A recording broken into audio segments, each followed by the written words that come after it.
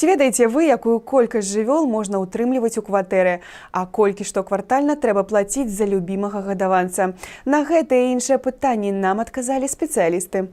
Завесці кота ці сабаку лёгка, а вось прыняць новага гадаванца як паўнапраўнага члена сям'і, перад якім у цябе ёсць пэўныя абавязацельствы, ужо складаней. Набываючы хатнюю жывёлу, шмат хто забывае пра адказнасць, якую яны нясуць за яе далейшае ўтрыманне. Так, одна з першых неабходных працэдур – рэгістрацыя жывёлы ў кватэры. За нерегистрированного питомца можно получить штраф.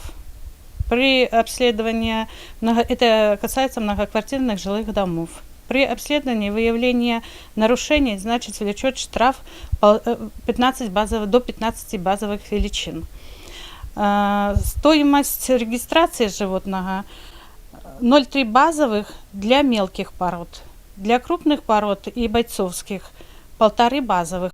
Для того, каб зарэгістраваць жывёлу, вам неабходна звярнуцца ў абаненцкі аддзел жылкамгаса, у сельскай мясцовасці, у сельвыканкам па месцы жыхарства. Пры гэтым неабходна мець пры сабе пашпарт. У той жа дзень вам выдадуць бестэрміновае пасведчанне і жэтон для вашага гадаванца.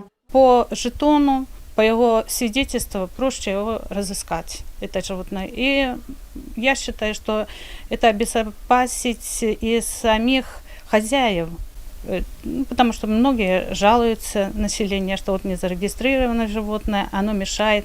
Не все же люди воспринимают нормально животных, не содержат в себя, и как бы противники того, что у кого-то в квартире находится животное, могут пожаловаться. А так зарегистрировали и обезопасили себя от всяких наказаний. Варта адзначыць, што ўсвядомленасць у грамадстве расце, і ўсё часцей афіцыйна афармляюць сваіх жывёл. Так і гаспадары Джек Рассел тэр'ера Лісы вырашылі не рызыкаваць бяспекай свайго любімага гадаванца. Самое страшное – это когда собаки, животные находятся на самовыгуле, потому что непонятно, кто его хозяин, где хозяин, и дети очень многие боятся таких собак.